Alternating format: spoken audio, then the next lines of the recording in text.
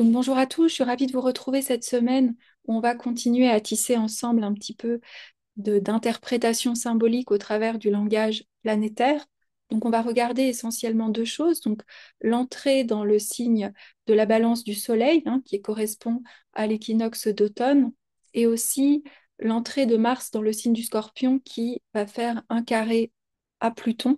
Donc on est en présence de deux forces de transformation qui ont une puissance et qui, lorsqu'elles rentrent en contact, peuvent provoquer à la fois des cataclysmes intérieurs, des remous, ou, comme toujours, dans la lumière, une énorme énergie, une énergie volcanique. Et je vous parle depuis cette ère volcanique qui va nous permettre aussi d'avoir le courage et la force de continuer, surtout qu'on est toujours dans cette après-éclipse, donc avec ce goût de passage, de transformation, de choses qui sont terminées, de choses qui sont ouvertes. Alors, je vais commencer par le soleil dans le signe de la balance. Donc, il faut savoir que dans la tradition hellénistique, le soleil en balance est en chute. Pourquoi? Parce qu'il va correspondre aussi au moment où la lumière dans l'hémisphère nord va commencer à diminuer, par opposition au soleil en bélier qui annonce l'équinoxe de printemps où là, le soleil est exalté. Donc, vous pouvez aussi jouer avec le symbolisme.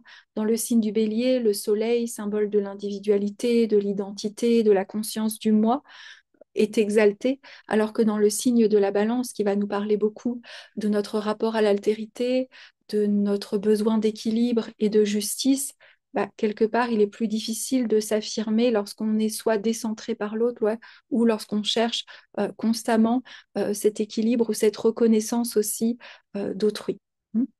Donc, ce qui est intéressant, c'est que le soleil, lorsqu'il rentre dans le signe de la balance, va dialoguer, et ça c'est quelque chose qu'on va dans les prochaines années répéter, mais c'est nouveau parce que beaucoup de planètes transpersonnelles ont changé de signe, même si elles deviennent rétrogrades cet automne. Donc là, on a le Soleil qui va dialoguer avec Neptune, le 23 septembre. Donc, souvent, les oppositions du Soleil à Neptune, vous êtes en principe un petit peu de deux fonctions complètement différentes ou opposées, pour le coup.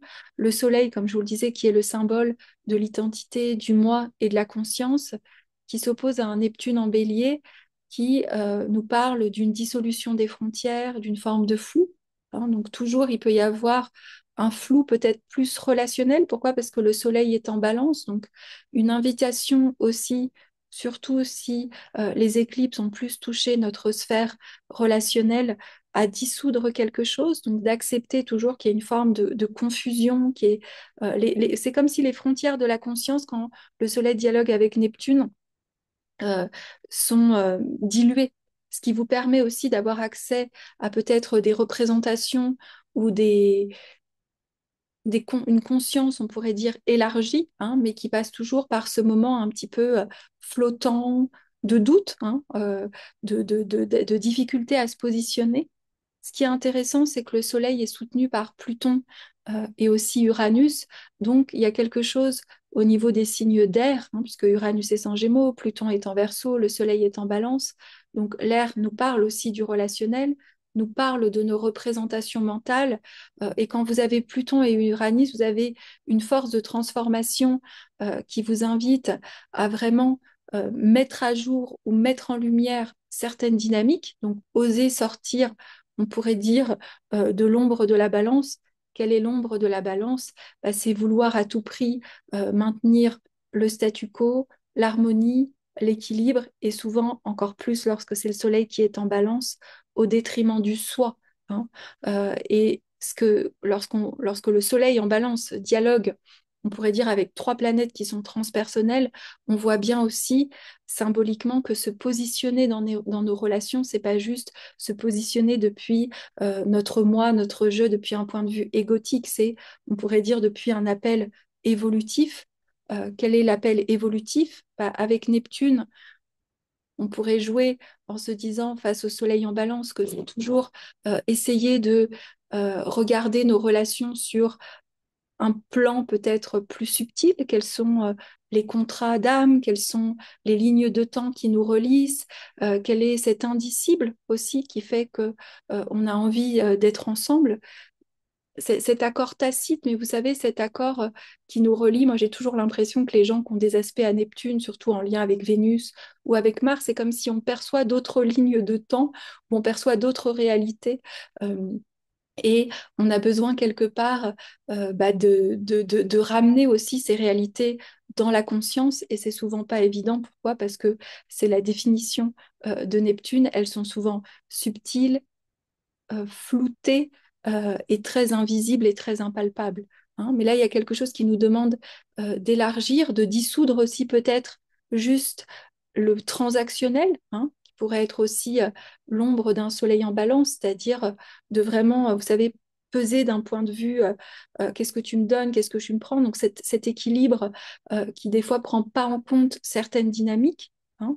Donc là, on le voit avec Neptune, c'est oui, mais quelle est cette chose plus grande, quelle est cette troisième, quelle est cette trinité, quel est ce triangle qui nous relie et qui donne du sens à l'interaction entre les deux. Avec Pluton, il y a aussi bas les masques, hein, on le verra surtout avec Mars-Pluton. Pluton, il vient nous transformer radicalement, il nous demande de ne pas tricher. Je ne sais plus si c'est Dan Rodiard qui appelait Pluton le détecteur à conneries. Hein. Donc, pardon le mot, mais ce que je veux dire, c'est qu'on peut pas tricher, on ne peut pas mentir.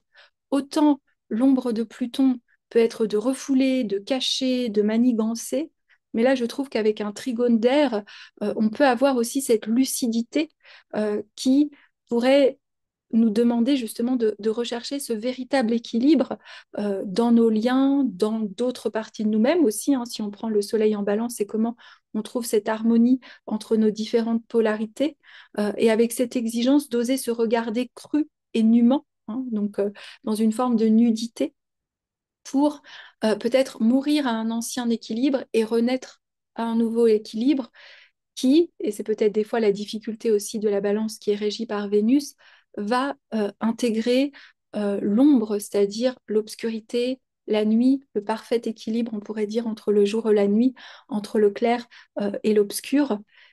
Et Uranus, qui est aussi en trigone, pardon, qui est dans le signe du Gémeaux, lui, il peut aider justement à notre conscience, ou en tout cas là où on a de la balance dans notre thème, hein, donc là aussi où on va être plus préoccupé, hein, dans la maison où vous avez de la balance, vous êtes plus préoccupé par cette dynamique relationnelle.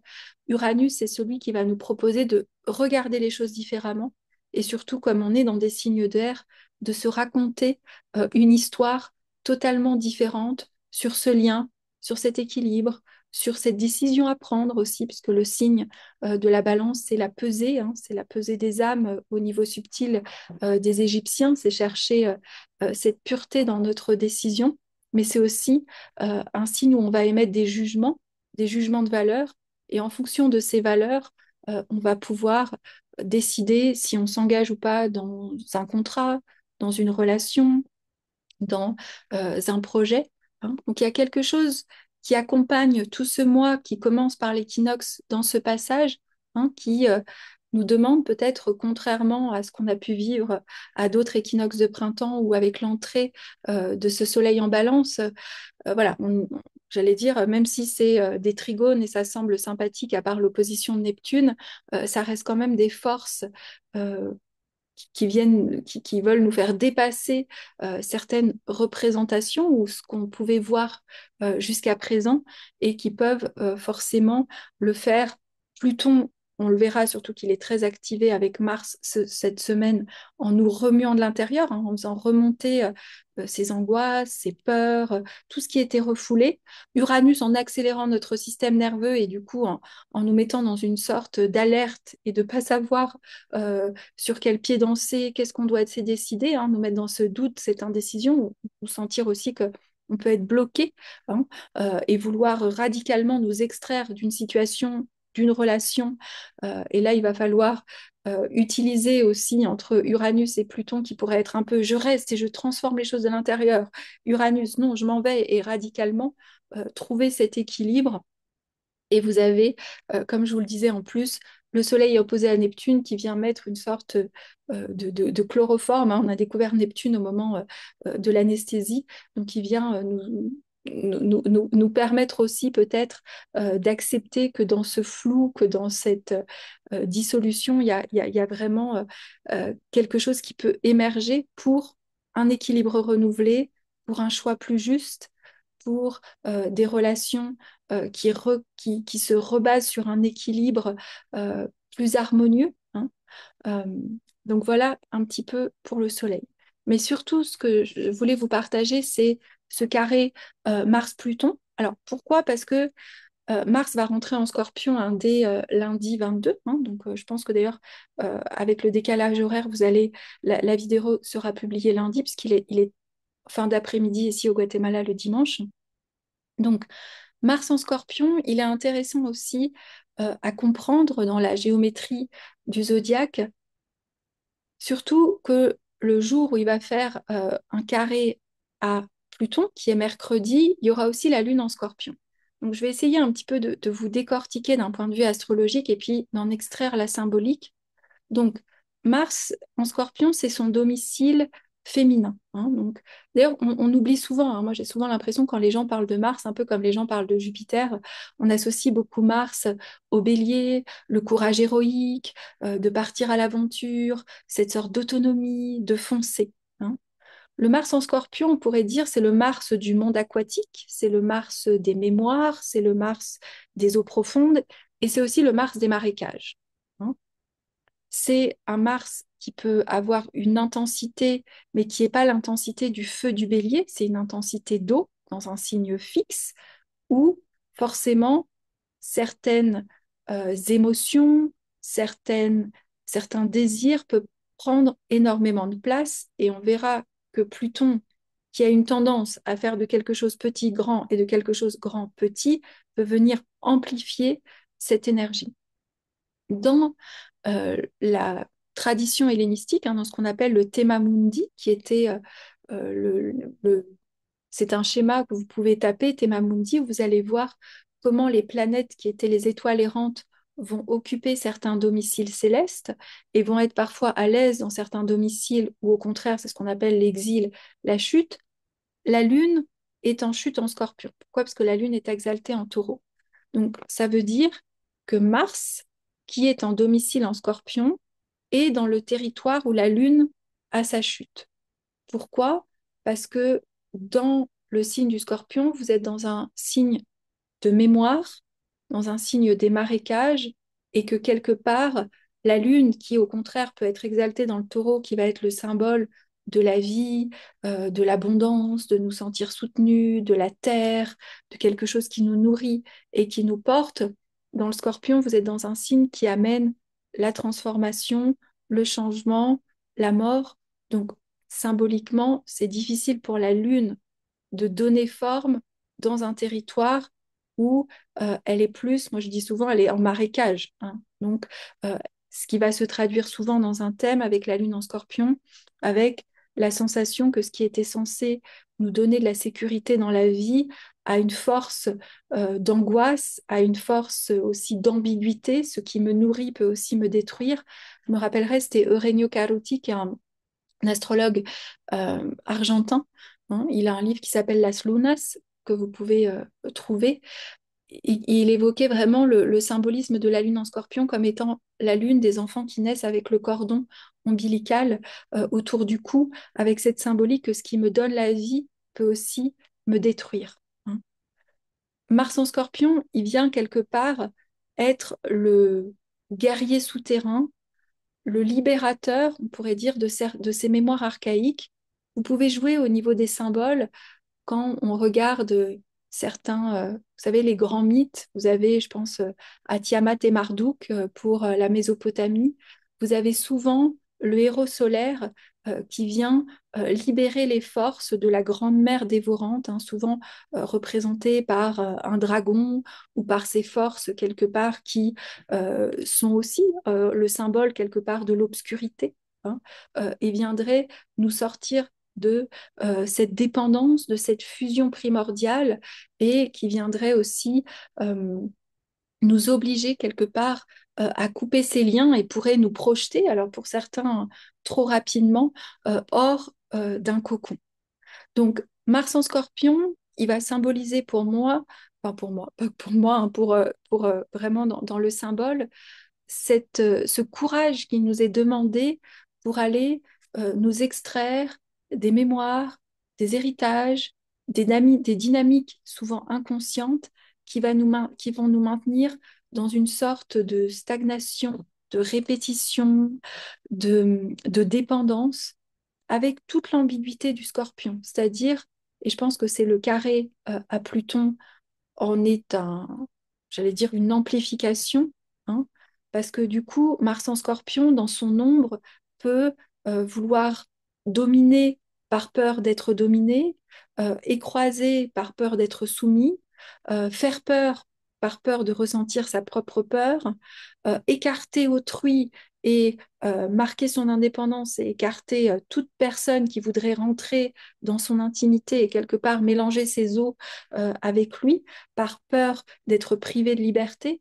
Donc, vous l'aurez compris, un Mars en Scorpion, c'est une descente. On pourrait voir le symbole, la catabase du héros. C'est le moment où le héros doit sortir, se confronter avec certains schémas, certaines répétitions. Je crois qu'Éric Berru, il utilise beaucoup Oedipe pour Mars en Scorpion, qui a eu la force quelque part de faire face à sa destinée et de faire face aussi à ce qui pouvait être de la répétition. Hein. Tu ne tueras pas ton père, finalement il le tue. Tu te marieras avec ta mère, finalement il se marie avec elle. Hein. Et comment d'autres héros dans la mythologie, notamment Thésée, qui lui est plus pour Éric Berru un guerrier des territoires sèches, c'est-à-dire un guerrier qui va partir à la conquête du monde, qui va partir à l'aventure, mais qui n'ose jamais descendre dans un endroit qui va le confronter à ses propres ombres, qui va le confronter à ses répétitions familiales, qui va le confronter à sa généalogie, qui va le confronter aussi, on va oser le dire, à sa propre violence, à sa propre haine, à sa propre force destructrice, aux endroits où on cherche à dominer, aux endroits où on cherche à contrôler. Donc, quand vous êtes dans un carré à Pluton avec un Mars de Scorpion, puis c'est quelque chose d'assez nouveau parce que Pluton est en Verseau, donc on a ce Pluton qui en Verseau veut nous libérer par l'éclair de la conscience. Donc là, on est dans un moment clé qui forcément peut être, surtout si on a des planètes dans les premiers signes, dans les premiers degrés, pardon, des signes fixes, qui peut être très inconfortable. Pourquoi? Parce que Pluton, c'est comme ce monstre sourd, c'est comme ce dragon, hein, qui va quelque part venir, vous savez, vous réveiller un petit peu dans des angoisses complètement archaïques, on pourrait dire dans des émotions aussi que vous pensiez avoir résolues, comme il est en verso, dans une fixité mentale où les choses vont prendre beaucoup de place, et vous avez cette force volcanique avec Mars en Scorpion qui, lui, a envie d'avoir le courage d'oser aller voir et d'oser aller se libérer une bonne fois pour toutes, on pourrait dire, de ce qui lui prive de liberté, de ses propres peurs, de ses propres ambiguïtés, mais il y a quelque chose aussi de très intense qui est intensifié, hein, euh, qui va nous demander aussi de regarder les endroits où on se sent impuissant, les endroits où on a l'impression qu'il y a une force beaucoup plus grande que nous, plutonienne, qui vient contrecarrer notre Mars en Scorpion. Donc, pour prendre un exemple, c'est comme si avec Mars en Scorpion, vous vous dites, mais j'ai fait tout le travail pour libérer ma famille, tout le travail thérapeutique, tout le travail psychologique, et Pluton semble vous dire, mais il y a encore une couche où il y a quelque chose qui est bien plus fort que moi, et que même si je veux exprimer et agir dans ma propre liberté, dans ma propre souveraineté, avec ma propre puissance, je suis confrontée à, j'allais dire, une force volcanique, hein, c'est le cas, c'est-à-dire quelque chose qui vous dépasse et qui vous fait trembler. Hein. Donc, c'est, j'allais dire, une étape très ardue parce que ça nous demande, de ne pas nous transformer, j'allais dire, comme des Hercules qui vont combattre l'hydre et que si on coupe une tête, bah, il y a plein de têtes qui vont réapparaître. Hein. Donc pourquoi? Parce que Pluton carré Mars ou Mars carré Pluton, ça peut intensifier aussi notre désir de se dire je veux me libérer, je veux tout faire, vous savez, dans cette sorte de totalité, de vouloir se libérer de tout. Hein. Et moi, quelque chose que je me suis toujours demandé depuis que Pluton est rentré en Verseau, c'est qu'autant Pluton en Scorpion, il veut aller jusqu'au bout du bout du bout du bout, c'est-à-dire il voudrait libérer toute sa lignée jusqu'à l'an 40, enfin voilà, en remontant aux Égyptiens, aux Mésopotamiens, ou vraiment comme s'il voulait euh, terrasser toutes les causes de ce qui le dépasse et sortir de la répétition et vraiment devenir indépendant. Hein. Mais Pluton en Verseau, c'est un mode d'opération un petit peu différent. Vous avez Pluton, en effet, qui est le gardien du monde souterrain, mais qui se trouve dans un signe du Verseau, au niveau moderne, régi par Uranos, le ciel étoilé, le ciel de la conscience, le ciel d'oser voir les choses et de s'en détacher. Donc là, je trouve que c'est intéressant au niveau de comment on vient aussi peut-être, alors il faudrait parler à des thérapeutes ou à des personnes qui utilisent hein, ce travail psychique. J'ai l'impression qu'on doit voir les choses, c'est-à-dire l'éclair de lucidité d'un Pluton en Verseau, mais pas s'y attarder. C'est vraiment comment, d'un point de vue évolutif, on peut utiliser toute cette énergie psychique à créer du possible, créer quelque chose pour soi, euh, utiliser cette intensité de Mars-Pluton, pas seulement pour peut-être faire un travail sans fin qui va nous demander de, à chaque fois que justement vous coupez une tête, il y en a 10 000 qui apparaissent, mais vraiment comment on peut voir, être conscient qu'il y a ces dynamiques, mais reprendre cette force souterraine, la mettre dans la lumière et créer quelque chose et avoir une énergie pour, euh, comme dirait Luc Biget, être un peu obsessif pour nos projets, comme quand on étudie l'astrologie, je pense qu'il faut avoir un côté obsessif bah, pour quelque chose qui vous passionne, vous plaît, où vous sentez que vous pouvez euh, quelque part mettre tout votre âme, tout votre corps, toute votre intensité, mais pour créer un possible qui aille dans l'extérieur, qui dans le verso aussi puisse contribuer au monde, mais puisse nous sortir quelque part du souterrain, de la dépression. Alors, c'est pas magique, mais vous voyez, c'est inverser aussi cette énergie psychique et ne pas la rendre prisonnière, qui serait l'ombre de Mars-Pluton, qui serait quelque part quelque chose sur lequel on n'arrive pas forcément encore à avoir une résolution, prenne toute la place et devienne ce monstre, pardon, hein, de mon langage aujourd'hui, mais bon, c'est un peu les aspects qui veulent ça, ce dragon ou cette énergie en nous qui viendrait nous manger, qui viendrait nous aspirer aussi. Hein. Pluton, il nous aspire aussi dans ces mondes souterrains. Et alors que la force, c'est vraiment bah, de réveiller le volcan qui sommeille en nous. Hein. On dit souvent ici, un des volcans où j'habite en face de chez moi, j'ai le volcan d'eau qui est éteint, mais la terre tremble, semble trembler dessous. Vous avez aussi le volcan de feu, et à côté, vous avez l'Akatenango, et le volcan de feu, c'est celui qui est actif. Et on vous dit souvent, vaut mieux que ça sorte, parce que ça libère la terre, et c'est mieux pour les tremblements de terre. Donc, je pense qu'il y a reprendre notre force du volcan pour oser utiliser tout ce qui a été refoulé, tout ce qui a été pas permis, tout ce qui a été tabou, pour oser créer, pour oser symboliser. Hein. Euh, il y a un livre que je lisais de Robert Johnson sur les différentes étapes de la conscience du masculin au travers des mythes. Donc, il vous parlait de la conscience, par exemple, d'un quelqu'un qui est idéaliste et qui est très prisonnier, enfin, pas prisonnier de son monde intérieur, un petit peu comme Don Quichotte, hein, qui était persuadé de voir des armées alors que c'était des moulins et qui avait cette naïveté et cette innocence. Il parle aussi des différentes étapes de Faust, hein, qui sont suivant les versions. Vous avez le, le Faust qui reste quand même prisonnier d'une certaine confrontation avec le diable, avec son ombre. Et puis vous avez le Faust de Wagner, je crois, qui lui va pouvoir écouter cette âme du féminin, ce monde symbolique, ce monde d'essence, et quelque part se libérer de de ce poids ou de cet enfermement hein, pour aller rencontrer au contact de sa richesse intérieure. N'oublions pas que Pluton, dans sa symbolique, c'est Plutus, c'est notre richesse intérieure et je pense qu'il y a une invitation à connecter à la richesse de notre monde symbolique, de qu'est-ce qui nous peuple à l'intérieur. Et peut-être pour reprendre la citation de Rilke, vous savez peut-être que les dragons qui sont en nous, ce sont des princesses qui demandent à être sauvées. Bah, moi, j'utiliserais vraiment cette métaphore pour nous guider cette semaine.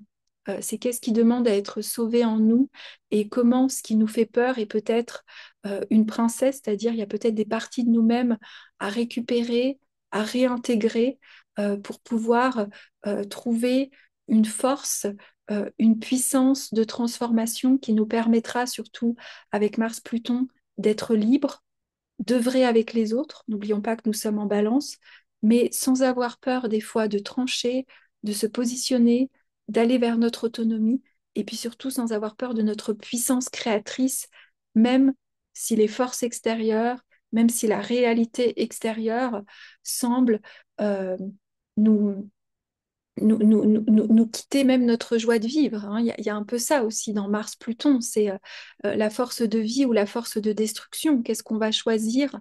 Est-ce qu'on va euh, tomber, ce qui peut être le cas de Mars en Scorpion, c'est-à-dire vouloir se laisser mourir, ou est-ce qu'il n'y a pas un sursaut de vie, un sursaut d'espoir aussi, quelque part, mais qui viendrait de connecter avec, voilà, vous allez tous visualiser votre volcan à l'intérieur de vous pour pouvoir avoir cette capacité aussi d'oser majestueusement, euh, j'allais dire, expulser votre feu créatif, votre force d'action, hein, et d'avoir vraiment ce courage aussi de trouver le temps juste pour se confronter à nos monstres intérieurs et peut-être aussi quand cela demande à être écouté, rencontré, symbolisé pour créer aussi quelque part une forme de beauté. Hein. On a toujours Vénus et Mars qui sont les amants cosmiques. Hein. Là, quand Mars est en Scorpion, il est en sextile avec Vénus. Hein. Ça fait depuis quelque temps qu'il y a ce sextile.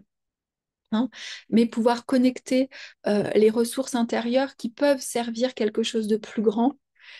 Et il y a souvent dans les aspects Mars-Pluton quelque chose qui nous dit qu'on n'a pas le choix. Vous savez, on n'a pas le choix dans l'adversité ou dans les moments où la difficulté auquel on peut être confronté et dans cet enfermement, c'est euh, le, le- quand vous êtes au fond que quelque part quelque chose remonte et c'est toucher cette force.